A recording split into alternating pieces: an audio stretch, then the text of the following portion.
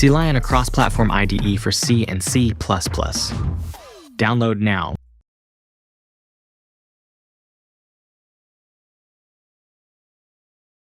Hello, everybody. My name is Mostafa Mahmoud.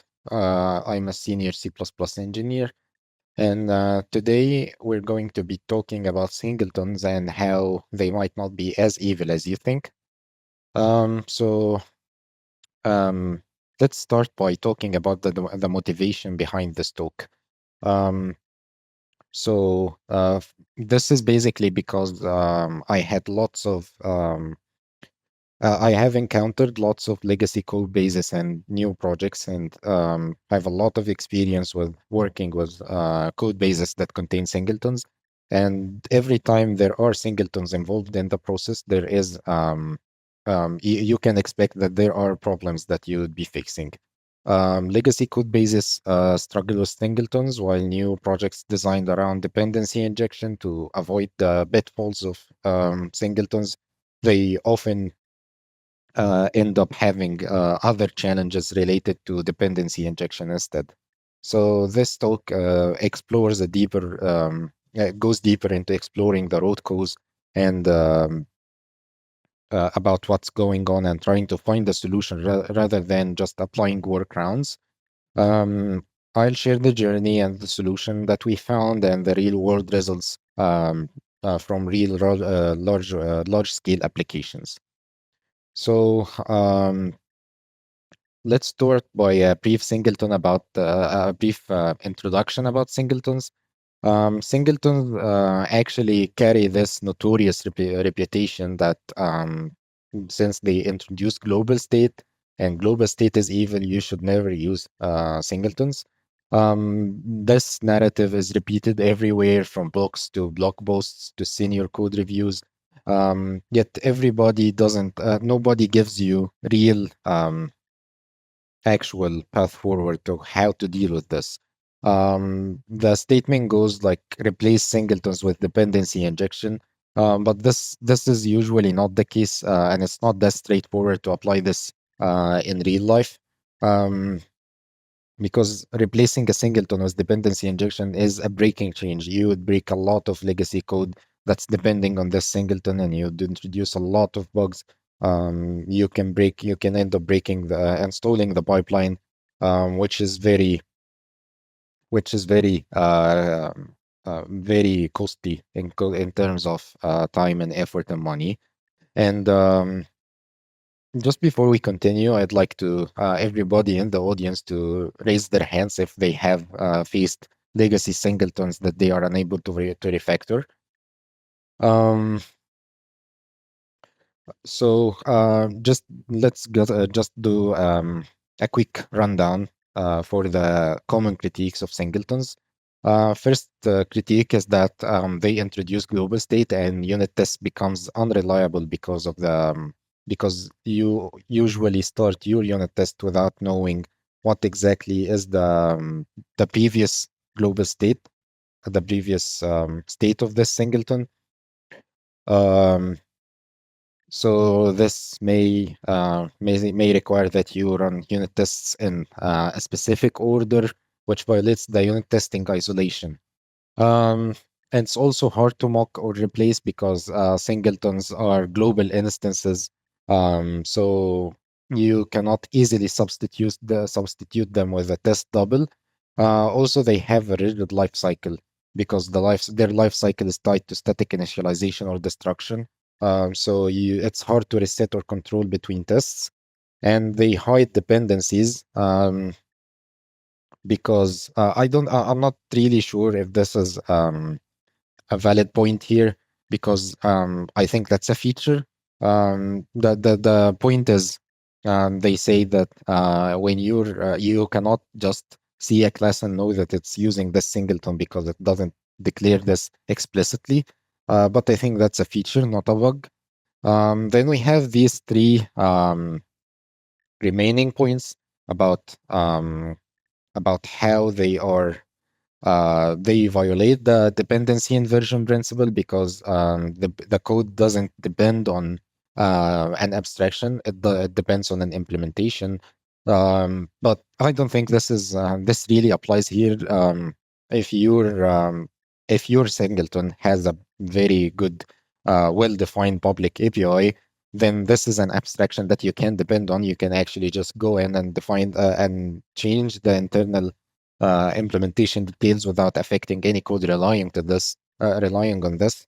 Um, Abstractions don't have to mean that you make an abstract base interface or base class and then inherit this. Um, then there is also this critique that they introduced tight coupling because a singleton is a concrete implementation. But again, I think this is the same point here. If your singleton have a good, well-designed public API, this shouldn't be a problem. And there is also they also say that they violate the single responsibility principle, which I don't think that's like I see the point because a singleton handles both life cycle and the business logic. But I don't think that this is really that much of a problem here. So let's just do a real world check before we go deep into this. Um, for um, for the past like 30 years or so, production code had lots and lots of singletons, and they cannot be simply rewritten in terms of dependency injection, because, as we said, this introduces a lot of breaking changes. And with tens or maybe hundreds of developers working on a team, introducing such changes would be even harder, because you end up breaking not only the branch that you're working on, but you end up breaking lots of code that depends, and cause a lot of mesh conflicts. And actually, when your team is big, singletons effectively hide implementation details behind C++ headers.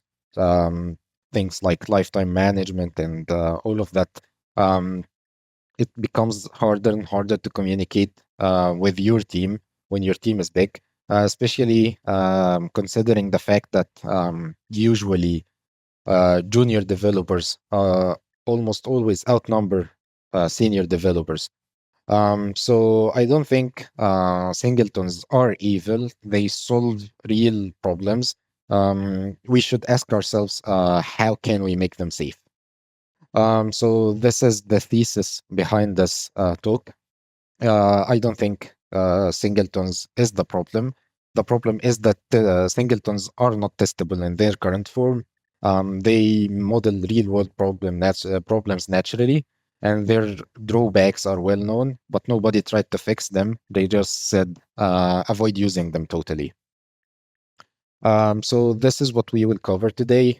We will talk about the real life pitfalls of dependency injection when you're trying to use it to replace a singleton, and we will talk about the actual cost that you'll have to pay when you're using dependency injection, because this is something that's dependency injection isn't free, and nobody mentions this when they are just telling you that you should use it to replace a singleton.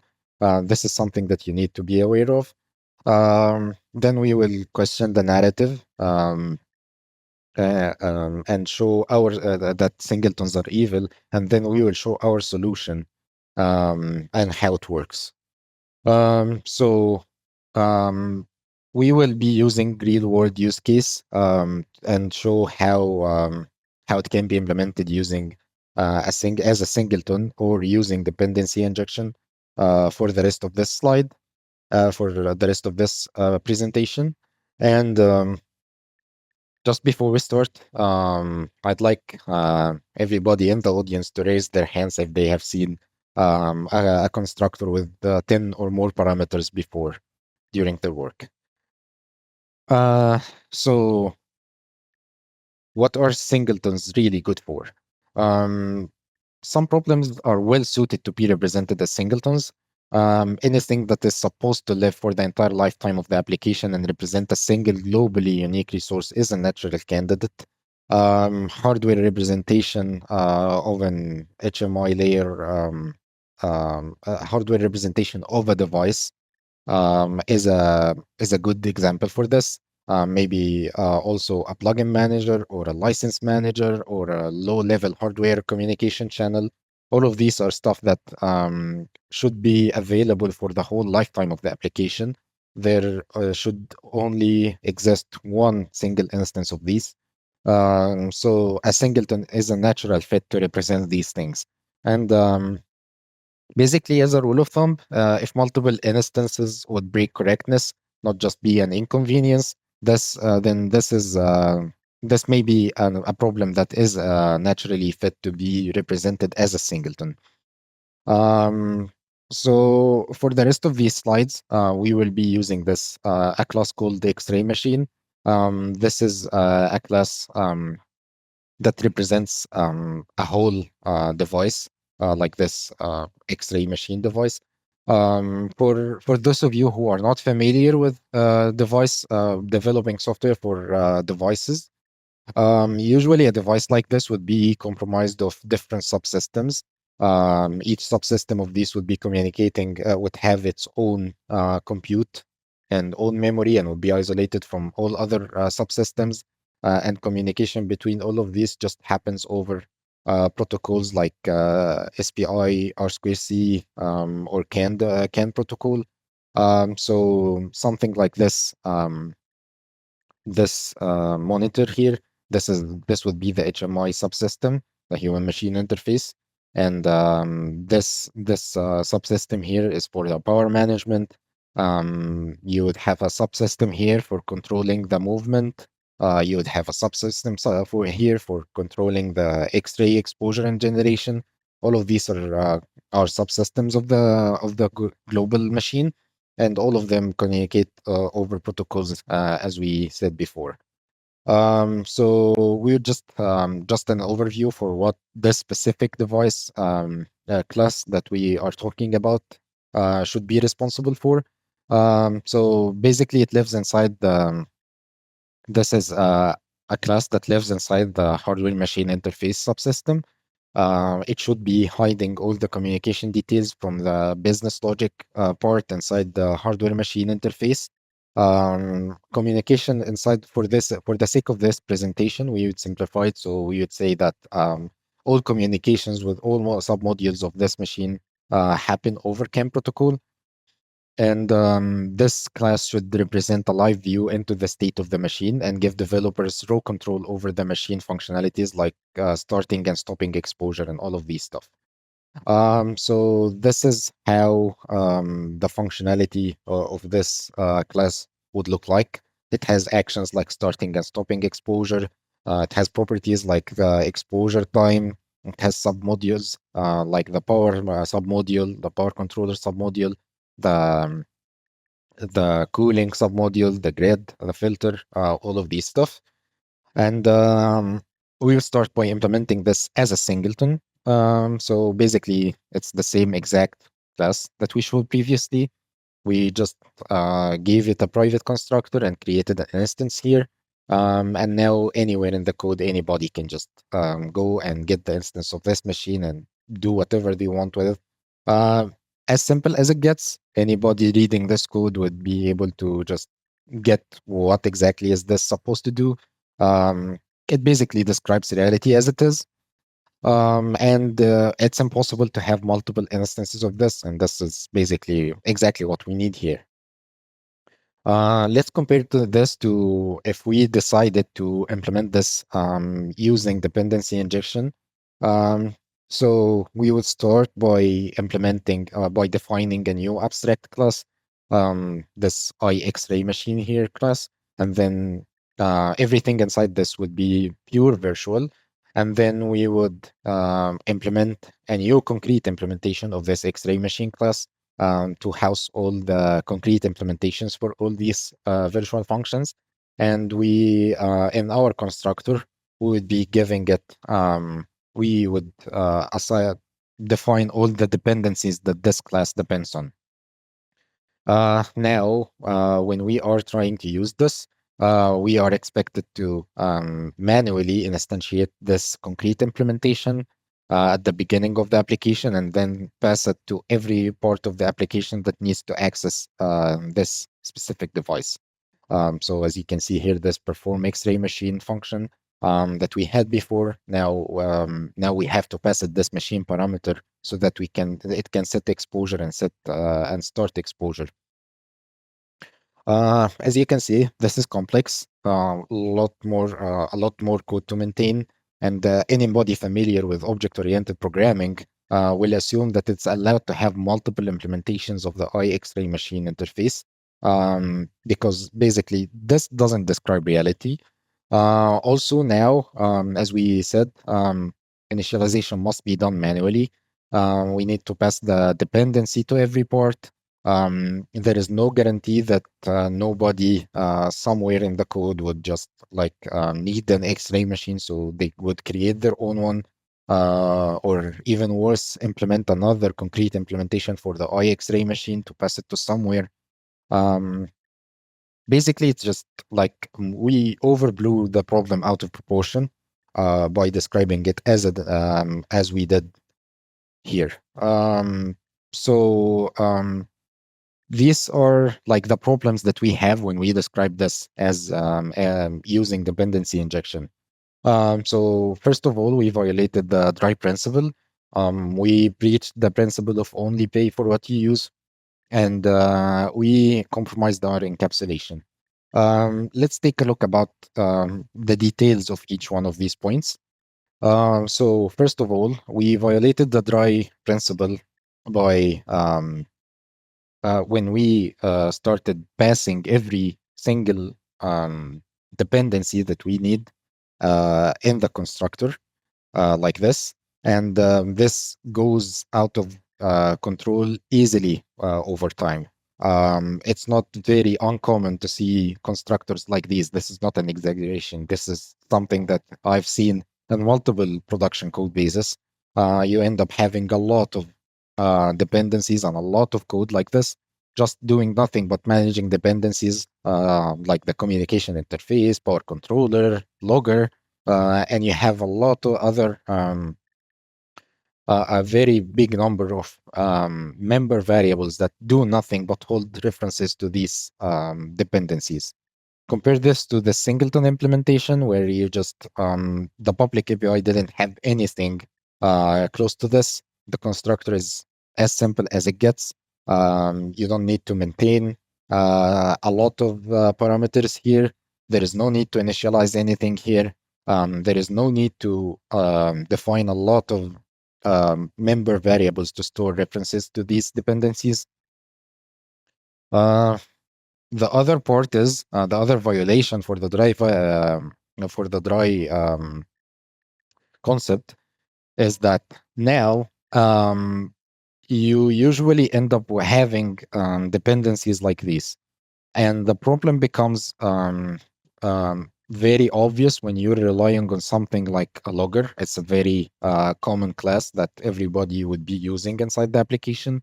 So, as you can see, all of these classes depend on the logger. But let's say, for example, since we're using dependency injection, so you would need to have an instance to this logger. You cannot just go and grab the logger and talk to it directly. You need somebody to pass you the reference to this. So let's say you have access to the X-ray machine and nothing else. So you'd now pray that it's exposing a reference to the logger that is storing, so that you can just access it like this. If this didn't happen, then you end up having to either go through the remote monitoring and hope that this is exposing a reference to the logger, or go through the power controller and then hope it's exposing a reference to the logger, or go through the communication interface and hope it's exposing a reference to the logger. And if none of this is working well, so maybe your remote monitoring is using the logger, but it's not exposing it directly because it's using the communication interface, and the communication interface is using the logger. So you would end up having to go through the X-ray machine to the logger, to the remote monitoring, to the communication interface, to the logger, um, just to log a simple message. Compare this to if this logger was just a singleton. Anybody anywhere can just log anything they need without having to go through all of this hassle of trying to figure out what's exposed by what. Um, the other principle that this violated was the violation for what pay for what you use.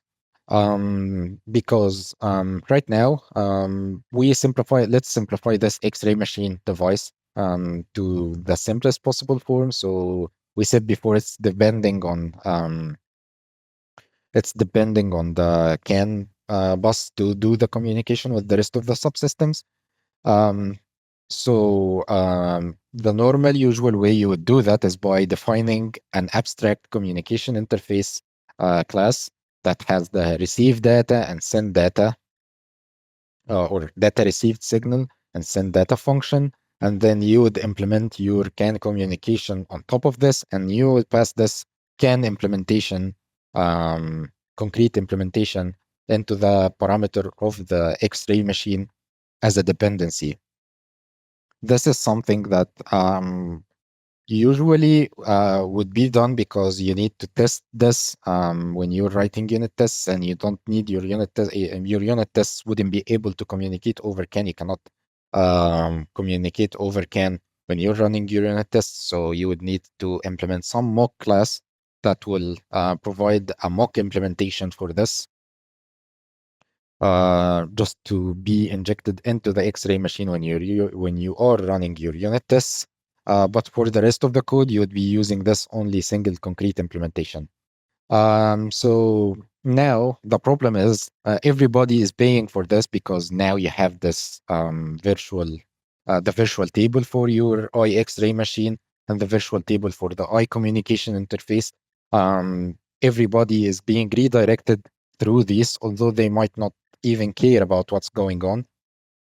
You only have one single implementation for the CAN communication, but yet you're paying for this.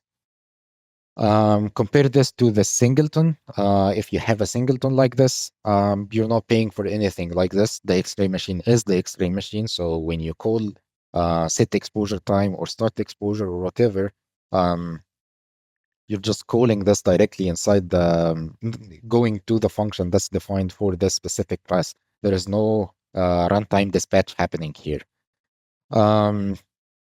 Also, there is another case where this becomes really nasty, which is when you have multiple levels of functions like these calling each other. So in your main function, you have this level 1 function that's calling level 2 function, and level 2 function calling level 3 function, level 3 function calling level 4. And at the bottom of all of this, level 4 function just needs to set some value in the storage, the global storage of the application. So you cannot just do this without passing the reference to the storage, to the concrete implementation of the storage through all of these functions, although none of them requires this. This is the only function that needs this. So this function doesn't make any use of the storage. It just needs it to pass it to the level 4 function. This is the same. This is the same. You just ended up having a lot of passing this same specific dependency over and over and over between different levels of the application. Compare this to if the storage was implemented as a singleton. So basically, all of these functions now don't need to know about the storage just because level 4 function needs it. Level 4 function needs it. That's its responsibility. It would go to the storage directly and use it. Another violation for the pay for what you use principle is that references aren't free. So when you're passing all of these as a parameter constructor or as a setter, by calling the setter for this application, or passing, you would end up having a lot of having to create a lot of member variables to store these references inside your class, so that you can use them locally and pass them forward to whatever you're using internally. Um, this is something that's not free, because such a member variable, it occupies some part of your application memory. Um, you end up having a lot of pointer indirections, as we saw before in the multiple chains to access the logger example. So you would be going through a lot of pointer indirection, which degrades performance. All of this is unnecessary. So this is something that if the X-ray machine device was defined as a singleton and each one of these was defined as a singleton, it would make a lot more sense. It would be easier to just um, clean up the space that this object, reduce the amount of space and performance that this class requires. Um, another concept that's being violated is encapsulation. It's not being violated; it's just being weakened. But basically, the problem is since dependency injection requires us to be explicit about any dependencies that our object is using, you end up having to pass all of these dependencies explicitly to each object, and this becomes part of your public API. This is something that's like acceptable in some situations, but it's not really acceptable when your whole argument is that you need to use dependency injection to be able to test your component. Unit tests are something that you do. These can be considered an implementation detail. Your user shouldn't be aware of how you test your implementation. As a rule of thumb, you shouldn't introduce an interface unless you have at least two meaningful implementations for the same object, or you have a credible reason to expect that this abstraction should exist to model a domain variability. Um, Testing strategy is not some credible reason to do that. So, as we saw with this iCommunication interface example, although our application would only be using CAN communication to communicate between the HMI and the rest of the system, we ended up having to pollute our public API with all of these, and the constructor for our X-ray machine having to know about having to expose this iCommunication interface publicly. Um, which means now that anybody reading our public API would have to go through understanding or at least knowing about all of these details, although they don't need to. Compare this to if we modeled our X-ray machine device as a singleton. Um, all of these definitions and all of these abstractions can be implemented internally as without getting exposed into the public API, so that the user of the X-ray machine API would just go and read everybody that anything that's he's seeing in the your public API is just the functionality that he should care about. He shouldn't care about how the communications happen internally. Um, there is also this problem that got not a problem. It's just this pattern that usually gets picked up when you decide to replace singletons with dependency injection. Um, it arises from the fact that the explicitness of dependency injection grows exponentially. So manually wiring dependencies becomes a challenge of its own, and it becomes harder and harder to maintain. So usually a solution that I've seen multiple people um, resort to is having a global dependency injection container to solve the manual wiring problem. But this is not like this is more of a this poses a lot this creates a lot of problems more than it solves. Let's just take a look at this and what exactly is a dependency injection container for those of you who don't know it. So a dependency injection container is basically a class with two static functions. One is called register and one is called resolve. Um, you usually end up using the resolve function to give it the name of an abstract interface that you need the concrete implementation for, and it would resolve this, and it would give you the a concrete implementation for this abstract interface that you can use in your code. And usually, you would register all of these these concrete implementations for these abstract interfaces at the main, um, or somewhere in the beginning of your application. And so that everybody can just reference this global DI container to use this to resolve to get the concrete implementation that's being used all over the application for a specific abstract interface.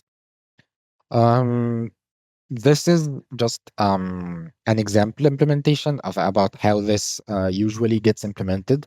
Usually, it boils down to being a map of some sort, with the key being the type of the abstract interface that we need, and the value would be some pointer to an instance. When you are resolving this, usually the resolve function just gets the base type. It gets the type ID for this and search the map if it has a concrete implementation for this. If this key doesn't exist in the map, then it would return a null pointer. If it exists, then it will return this concrete implementation.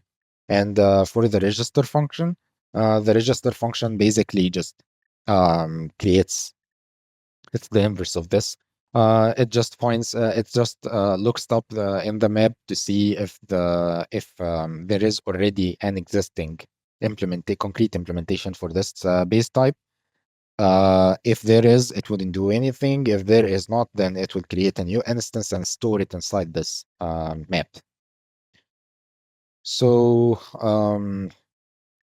there is another implementation which usually treats it as a factory.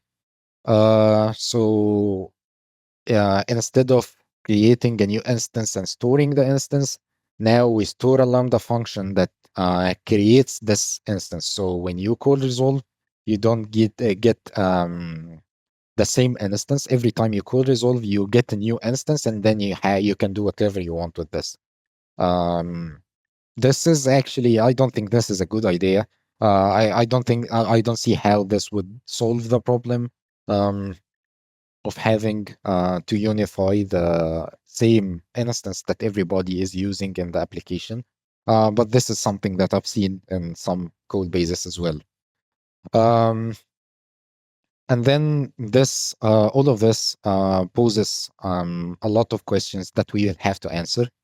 So first of all, should we return the concrete implementation as a reference? Since the lifetime of this object is usually an object that's created by the instance, by the dependency injection container when you register this, and it should be managed by the dependency injection container. And the answer is you cannot do that because, well, sometimes somebody would try to resolve an object for an interface didn't that wasn't registered yet. So you need to return something to tell them that this thing doesn't exist. So someone would say, okay, so why don't we return it as a null pointer? It makes total sense, and we can return null pointer if this is something that doesn't exist inside the map. But this is a problem as well, because anybody seeing this function will have to know who is responsible for the lifetime of this object. You'll have to state it somewhere or make it's not obvious who's owning this thing. So somebody might end up deleting it while it's supposed to be deleted by by the dependency injection container itself, which in turn would produce a lot of memory leaks. Or somebody who might decide that it's okay to leave it, but they don't know for sure if the dependency injection container is responsible for this or not. The other option would be to use something like a unique pointer. And if you're using a unique pointer, then at this point you're not you wouldn't be able to just have copies of this object, because the lifetime of this thing, of a unique pointer, the unique pointer doesn't have a copy constructor. So how are you supposed to store this unique pointer inside this inside the dependency injection container and then hand the user a unique pointer to the same object? That doesn't work.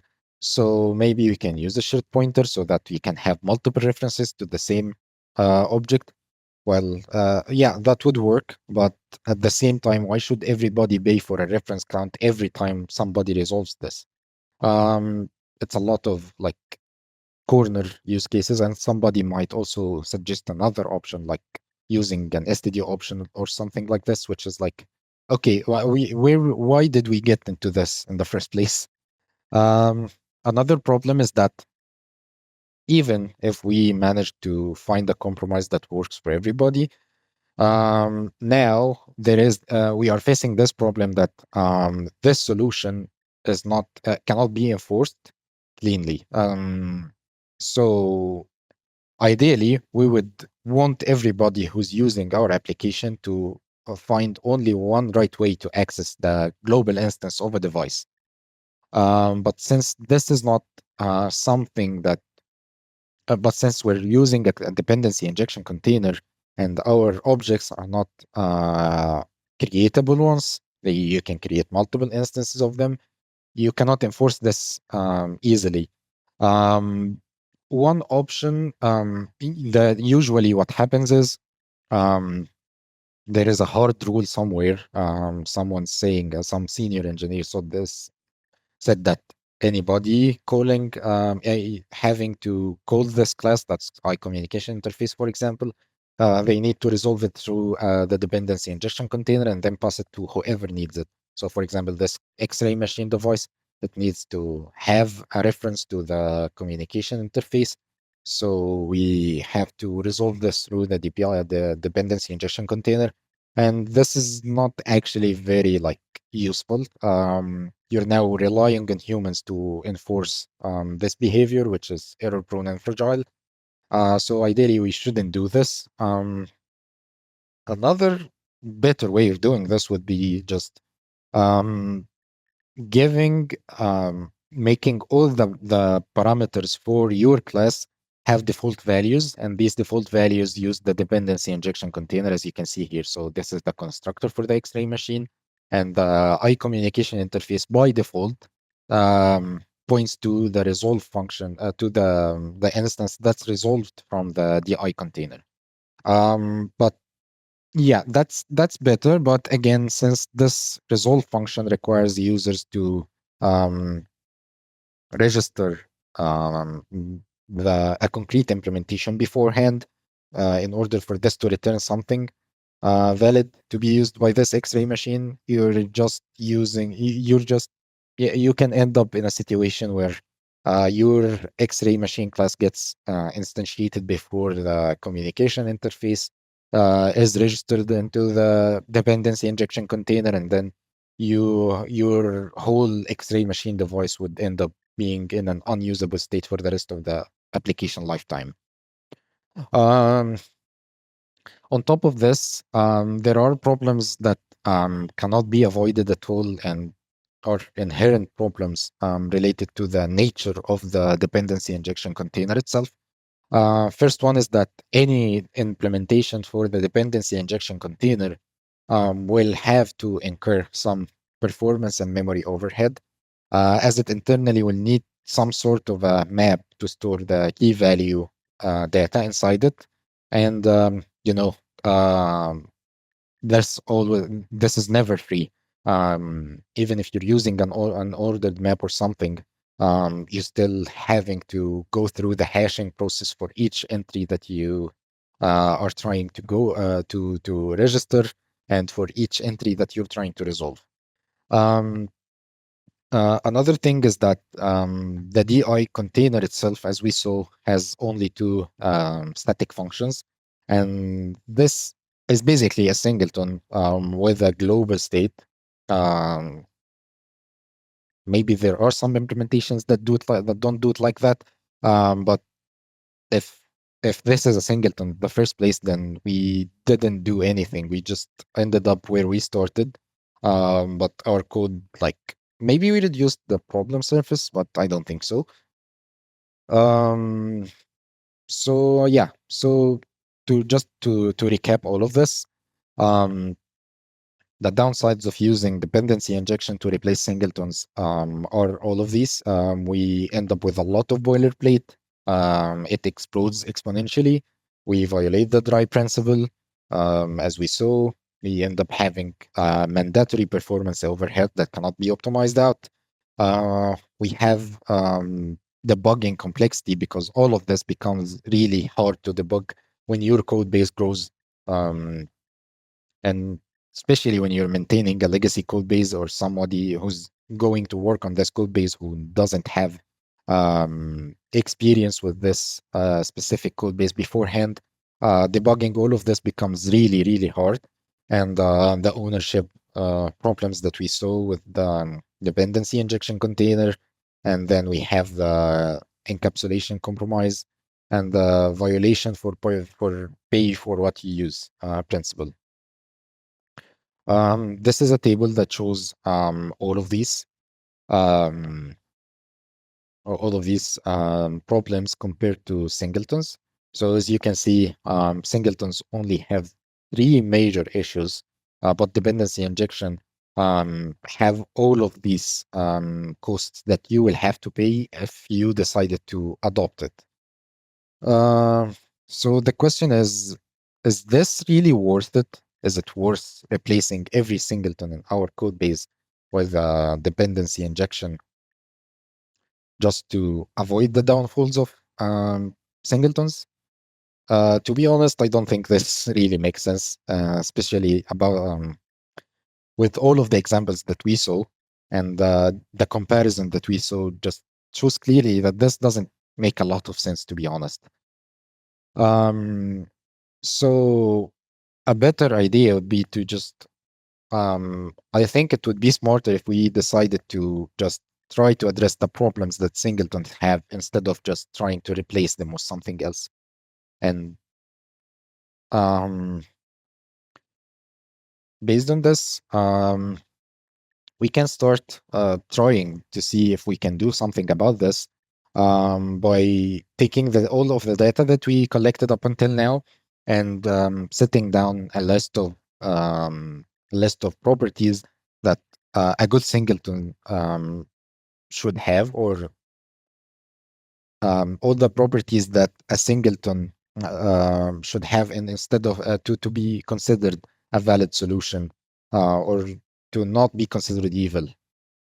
So this is like the list. Obviously, it has to be a singleton. We don't need to reinvent a singleton in some other shape. A singleton is good for what it does, so we need to make use of that.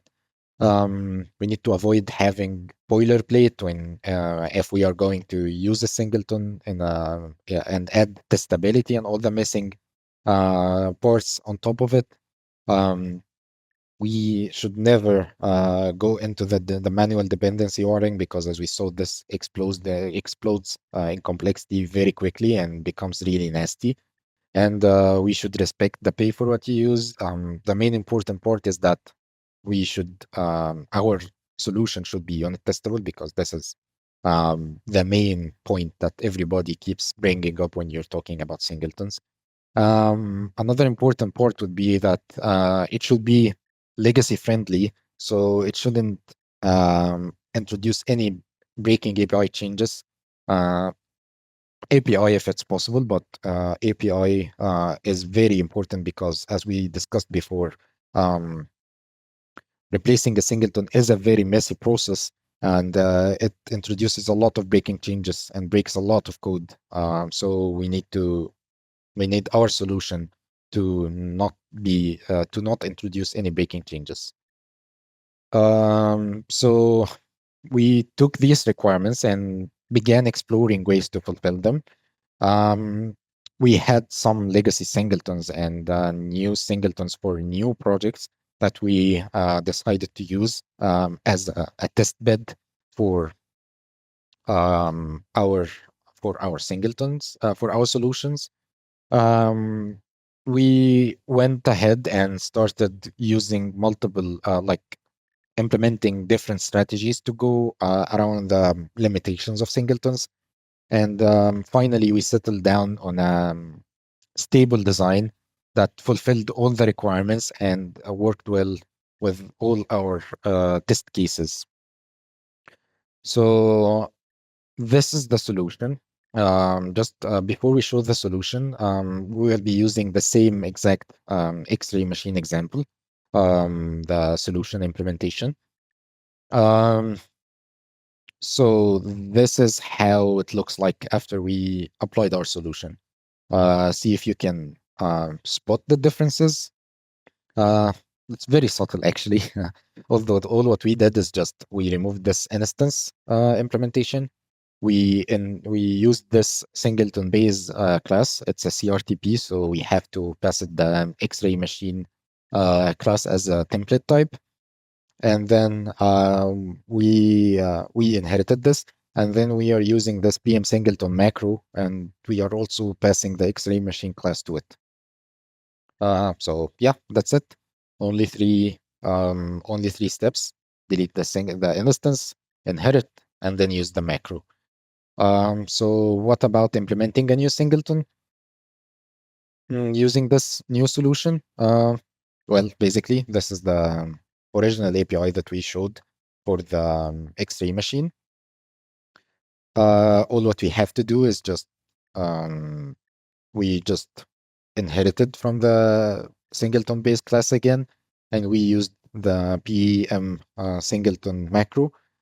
There is no need to implement an instance function because this instance function is implemented inside this singleton base. So two steps. Okay, that's it. How does that solve anything, and how does that make our singletons testable? Well, that's the trick. When you're writing your unit test cases right now, all what you have to do is just define a scope singleton state and provide it with the name of the singleton that you're testing, and just leave it here. This is an array. This follows the array idiom. So this once this scope singleton state goes out of scope, um, okay. Well, at the beginning, when you create this object, the X-ray machine singleton will get a new blank state, will be resetted to a new blank state.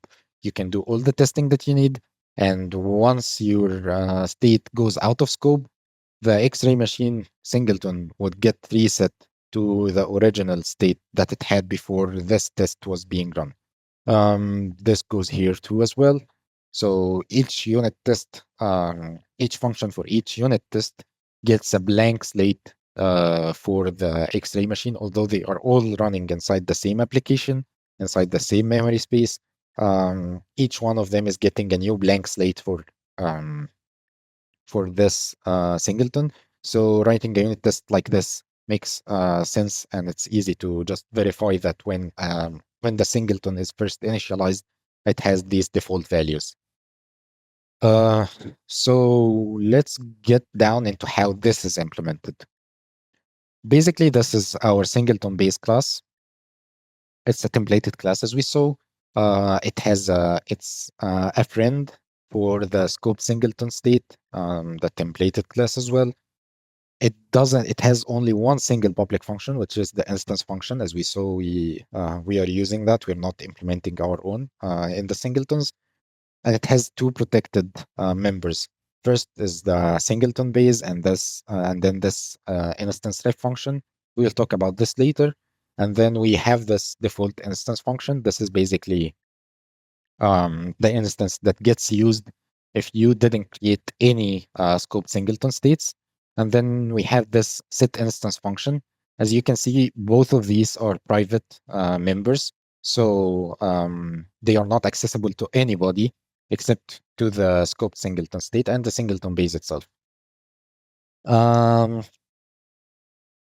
this is how the instance function work. So basically, it goes to the instance ref function. The instance ref function, as we said, by default points to the default instance. So when you call instance, you just get the default instance. But if scoped singleton state called the set instance function for the singleton, what happens is the instance ref now will point to the new instance that you passed, and the default instance would be there. It will stay as it is. Just the instance ref function is not pointing to it anymore. It's just pointing to the new state. If you pass the null pointer to the set instance function, then it will just go back to pointing to the default instance function, to the default instance of this specific singleton. So this is how the default instance function is implemented. Basically, a Meyer singleton, very basic. Then you have the instance ref function. Basically, it contains a static instance pointer that defaults to that points by default to the default instance, and it's returning the address of this pointer. So instance function, or what it does, it just goes to this instance ref and it double dereferences it to get the instance that it's pointing to currently. And the set instance function, as we discussed before, it just gets the pointer that's returned by this instance ref function, and it returns it replaces the value that's inside it that it's pointing to. If you have a valid instance here, if you have a null pointer, then it will just restore it to the default instance. For the scoped singleton state, this class is as simple as it gets. It has only two member variables. So it has a private member variable for the new instance that is tied to the lifetime of this specific state, and it has a pointer that points to last the last reference that the instance ref was pointing to, the last instance that instance ref was pointing to. When you create the singleton, it just it initializes this instance and then sets this last instance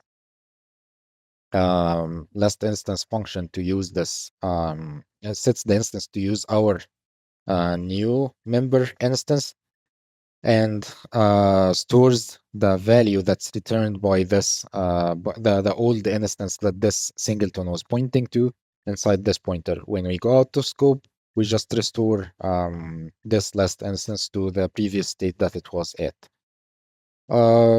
So this is how it's implemented. Now let's see if we are going to use this as it is. We will face a problem, which is when we are inheriting this. We mentioned before that the singleton base has a default instance function, and this default instance function is basically a Meyer singleton. So it's supposed to be able to create a new instance of this X-ray machine object, which means it has to be able to access the constructor of this singleton. But usually a singleton would have a private constructor. Otherwise, what's the point of having a singleton in the first place? So this default instance function inside the singleton base would never be able to access this constructor. Also, for the scoped singleton state, we saw that it has a member instance that it creates, and this requires the scoped singleton state object also to be able to access the constructor of this class. This can be solved easily if we made any singleton that we create become a friend with the singleton base and the scoped singleton state. now anybody that now Singleton Base and Scope Singleton State can access this constructor without compromising the visibility or changing the API for the class. But this is like error prone still, so we can just it's very simple. So we just need to wrap this into some macro just to eliminate the need to rewrite this every time you create a new instance, a new singleton. So we do this by um, making this defining this macro that you give it the class name, and it will define these two friendship statements, and you can use it like this. So this is what the PM singleton macro that we used that we saw earlier is actually. It's just to solve this friendship issue. Now from the user point of view, all what they are saying is that you have the X-ray machine object. This is just a normal singleton. They are using it the same way they are using it. The constructor is not accessible to anybody. We cannot create any any other instance accidentally, and you don't have to do any explicit initialization. But from unit testing point of view, when you need to test the singleton, you can just instantiate a new scoped singleton state, give it the name of the singleton, do your testing, and then once it goes out of scope, you can be sure that everything is returned back to where it was before your unit test was executed.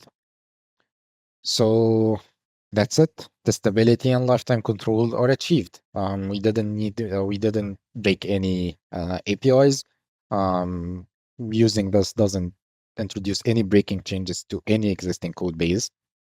So that's the design that's became stable, that we decided to start doing more extensive, like integrating this into real world code.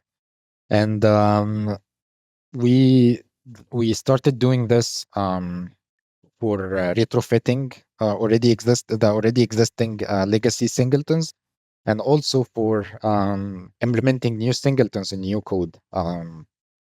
Because now singletons, the downsides of singletons are not an argument anymore.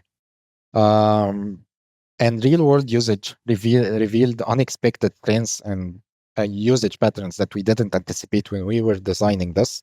But these usage patterns and emergent properties, they ended up becoming defining what is the usability story for this whole solution.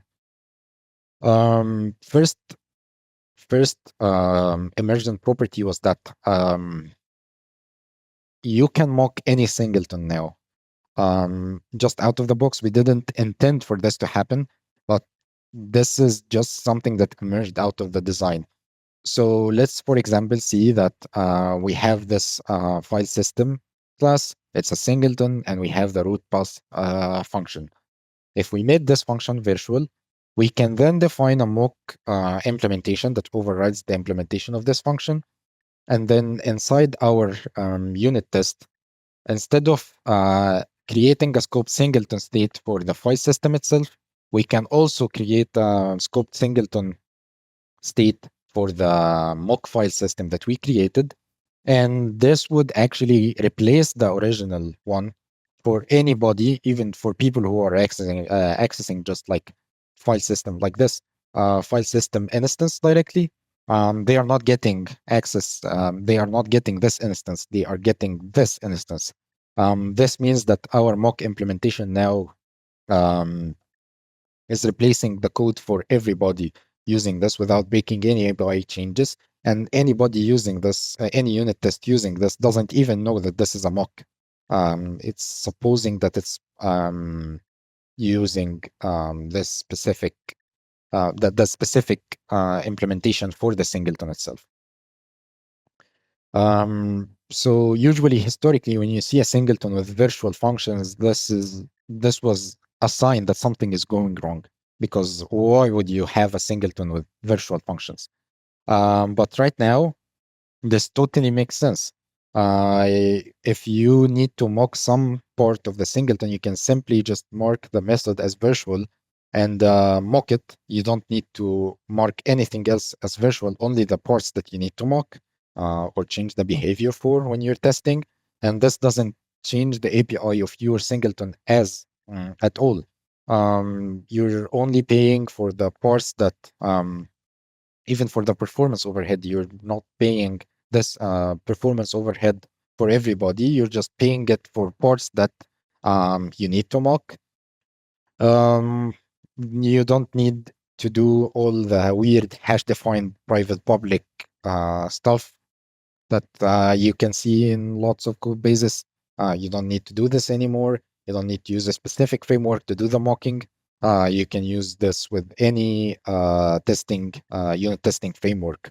Um, you can just tell some junior engineer go and make this singleton testable, and they just can do this with ease.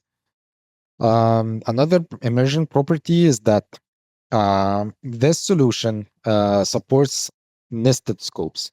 So let's assume, for example, you wanted to test some specific case or some specific behavior or state for the singleton.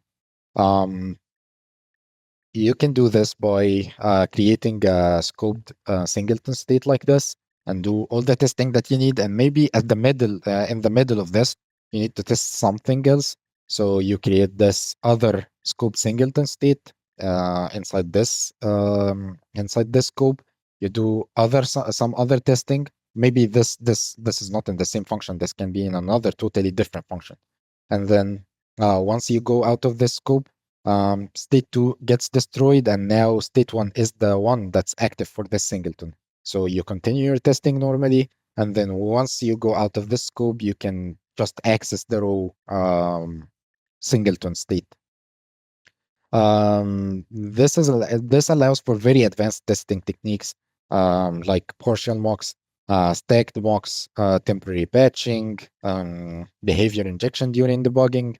All of these stuff can be done using this very simple and effective method. It basically behaves as a stack. So as we saw, state 2 will get destroyed, and then you create state 0 is the default. State 1, you created it, then you created state 2. Then once you go out of scope, state 2 gets destroyed, and then state 1 gets destroyed, and then state 0 is the one that you're using right now. Another emergent property is that all the previous properties that we saw are fully describable in terms of by just using the singleton and the scope singleton state. So this system is capable of describing its own behavior using its own. Or in other words, this is a self-proving solution. So to make this more clear, this means that if you tested any singleton that's using this same base and correctly, and that these properties were proven to be correct, this means that any other solution or the base itself is implemented correctly.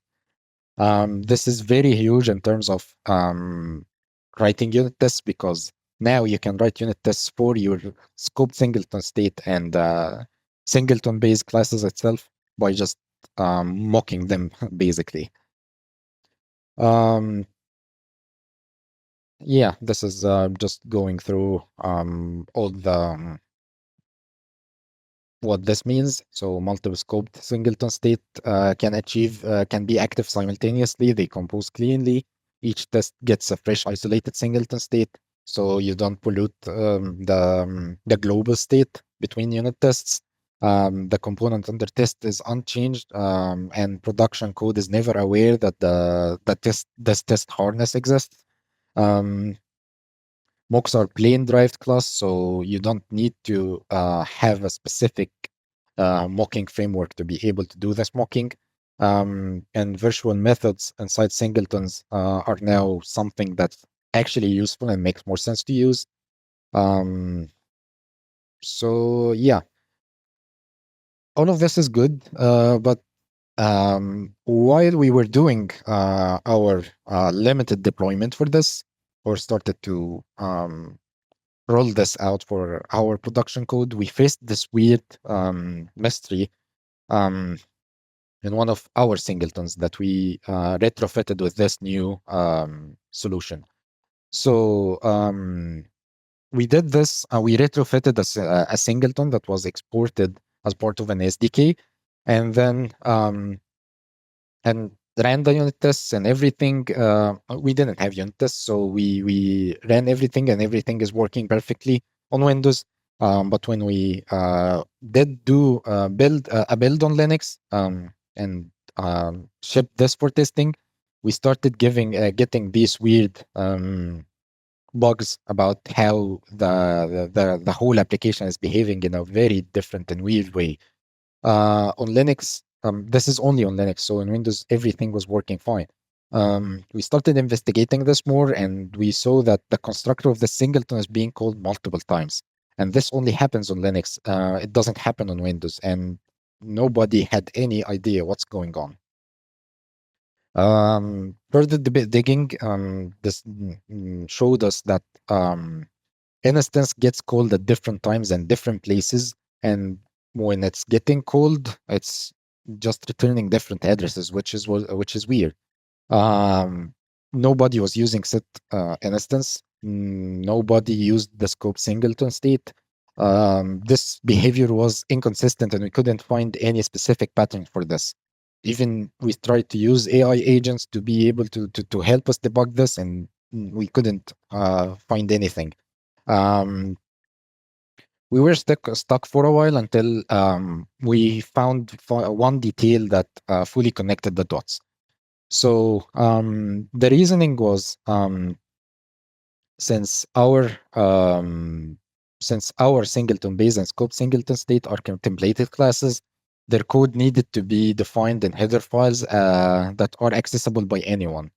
All these functions are inline, and each function had a static local variable that that will get registered or have a slot created for it inside the BSS data section in the executable file. Under normal circumstances, everyone using this static variable will be using the same variable that's exposed by this BSS section. But since our functions were inlined, the compiler generated a new entry for each local static member that we have in each for each um, shared library that was using this header. All code inside each module will be accessing this instance that's local to its own module.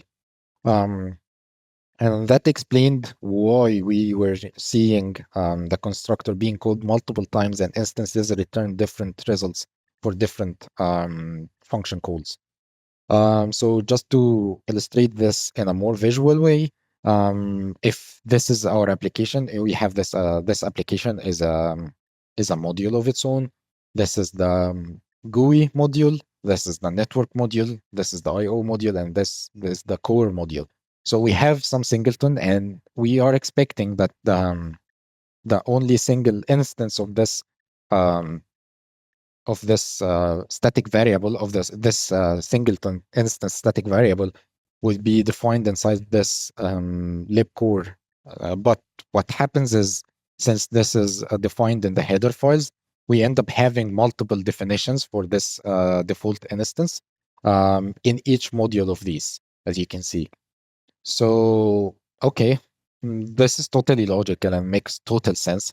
But why didn't we see this on Windows? We had the same code with the same build system.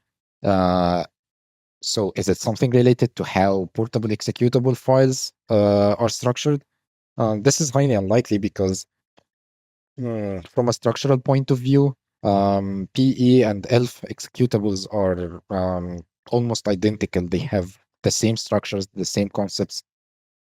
And this means that if this executable formats are highly unlikely to be the cause, then the only other remaining parameter is the compiler itself, because we are using GCC on Linux, but on Windows we're using MSVC. So in order to test this, we recompiled the code on Windows using MinGW, and the bug appeared again on Windows, which is like, okay, we tried Clang2, and this reproduced the same exact bug. So the conclusion is that MSVC is the only compiler that behaves differently. Um, Now that we know that MSVC is the only compiler that's giving us the intended behavior, although like this doesn't make sense, because according to standard, there is no specification for how such case should be handled by the compiler. The behavior that Clang and MSVC and GCC are exhibiting, it makes more sense. It's like the most straightforward implementation. Um, we already know how to solve this problem at this point, but just this is an intriguing part. We need to know how exactly is MSVC able to uh, reduce all of these instances to be able to be only inside one module. So digging deeper got us into knowing that MSVC has this feature called COMDAT, which stands for Common Data. Basically, it's a linker mechanism that allows multiple object files to contain duplicate definitions of the same entity. And the linker ensures that only one copy is kept in the final binary. What happens under the hood is that each inline function or template or certain global that is gets placed inside the comdat section for the resulting object files, and then the linker groups all of these sections that are marked as comdat, and it selects only one definition and discards the rest. This has predefined selection rules. Um, and then all other references to this specific object gets redirected to this new definition. Um, Actually, searching for this, we couldn't find a lot of information about this online. Looking up MSVC comdat folding or MSVC identical code folding or all of this on Google, this just yielded 10 or less pages of results. The information is not like clear, not um, official. So the information that we showed before, or the description that we showed before, this is from our understanding based on our use case. But this topic looks fascinating on its own, and the lack of resources out there about this is something that should be like part of a talk in the future, maybe. So now that we know all of this, the solution should be really straightforward. All what we need to do is just move this instance. No, so we cannot rely on the singleton-based instance function. We will have to re-implement this instance function for each singleton that we have instead. So we can use macros because we are already using macros. So we can just move this into a macro and introduce another macro that just um, moves the body of this instance function into the CPP file. Um, but we just need to consider the fact that whatever our solution for this problem, it shouldn't affect the rest of the use cases for those people who don't need to use two different two different macros like this. So the solution would be something like this. For the normal use case, you'd have the PM singleton, normal PM singleton, you'd be using this. And if you needed cross-boundary safety, you'd have to use this safe header and source macros pair. You use this inside the definition, the declaration of your class, and this is inside the CPP for your class. This is how the implementation would look like. This is basically the instance ref function and how it's implemented. And now the singleton base instance would just call this instance ref and just get a unified single instance ref. Um, and but this is not like yeah.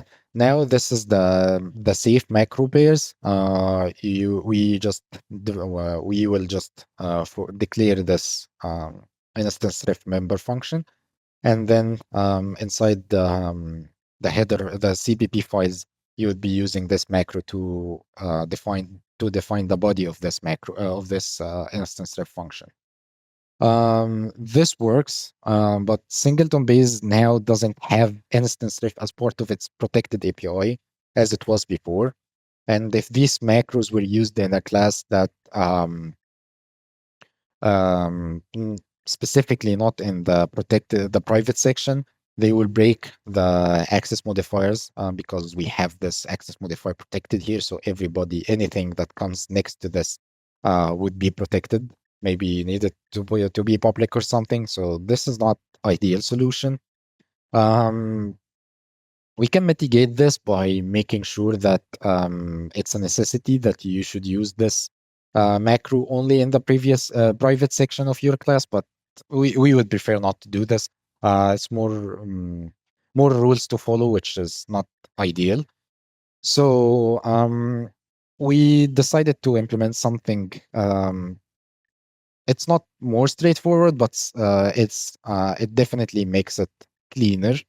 So instead of making the instance ref function implementation itself become redefined for each singleton implementation, we decided to do this instance ref impl function. This function has a default implementation for the singleton base inside the singleton base class, and the instance ref function now is the default implementation for the instance ref function is just using whatever this implementation for this specific T class is.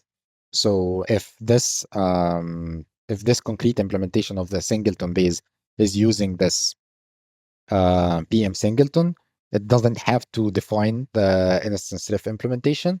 If it's using the safe pair, this will define a new version of the instance ref implementation function, and this will be used by the instance ref function instead.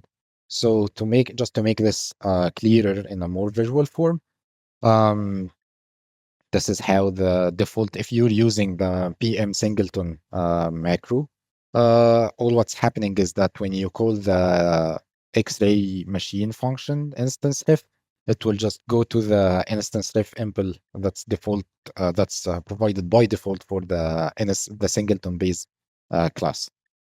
If you're using the safe macro pairs instead, what's happening is your instance ref function will just call this instance ref implementation that the macro implemented, and this implementation that the macro implemented will call this um, default implementation for the singleton base. But since this implementation is defined, the body for this implementation is defined in the CPP, then we ensure that only this path is taken, and the implementation for this doesn't get repeated for each module.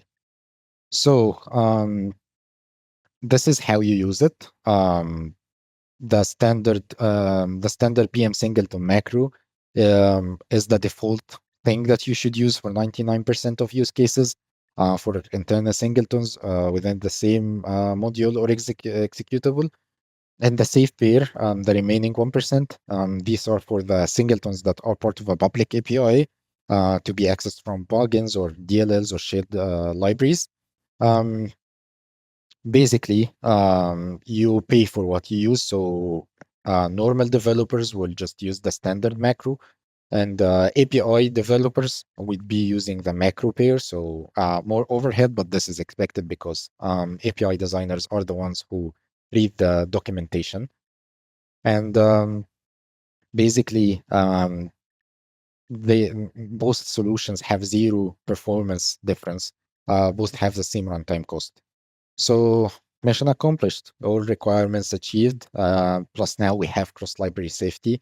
All legacy singletons in our code base are retrofitted. Now this is like actual code base that we have been shipping for a very long time now.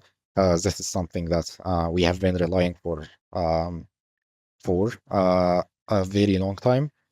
And our previously untestable code is now testable. And there is no need to argue that singletons should not be used in the code base anymore because, well, there is no problem to do that. There is no reason to do that.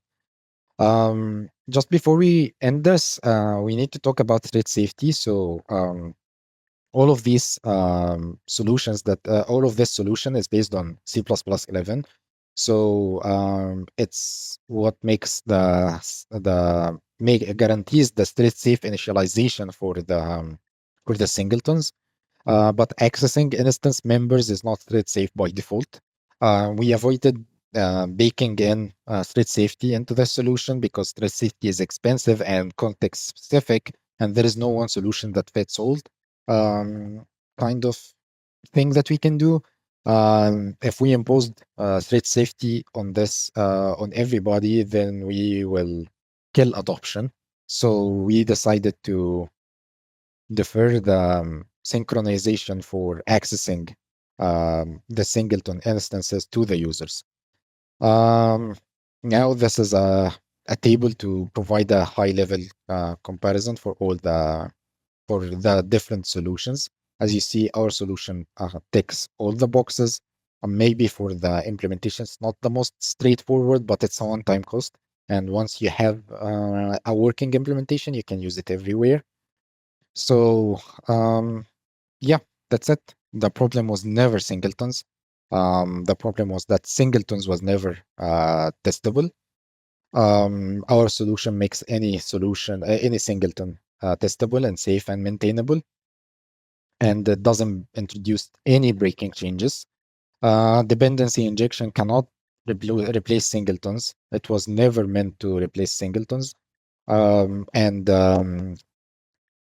The solution allows legacy code bases to be able to be tested, and we're not using any external frameworks, or not even if you saw the header for the headers for these two classes, we're not even including any external headers. We're just using pure C++, no undefined behavior or anything. It's fully portable.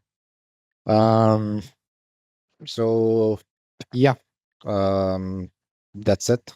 It's legacy friendly. It's junior friendly. It's self provable. Um, just one word before we finish this.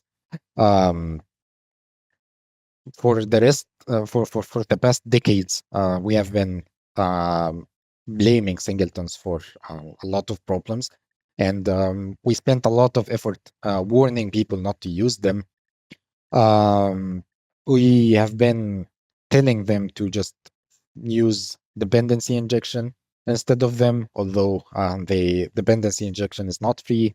Um, and all of this was not benefiting anyone. But what if instead of criticizing singletons, we decided to redirect all of this energy into improving them? We would have had a lot of testable code. We would have avoided a lot of the technical debt that we have in the world right now. But that's okay. I think we proved that singletons can be a good thing. For Maybe it's late, but it's better than never. And also, we need to mention that singletons are not a silver bullet for everything. You just don't use singleton because you can. You just use them when they make sense.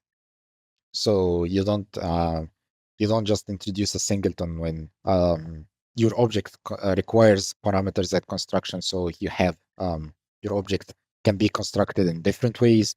You don't introduce singletons when you need structured, strictly ordered destruction with complex interdependencies. You have a genuine object graph that has multiple components that communicate with each other. all of these are stuff to you shouldn't rush to use singletons in this unless it's absolutely necessary. Just know that having singletons being testable doesn't mean that you should use them everywhere. So yeah, that's it. We should stop blaming singletons and start making them work for us. Just a quick call to action to everybody who's attending. Pick one simple internal singleton in your code base today. Make it testable. Show everybody that this is a thing, and make everybody would follow if this is something that once they see that this is something that's possible. That's it. Don't forget to check the code for the Singleton base.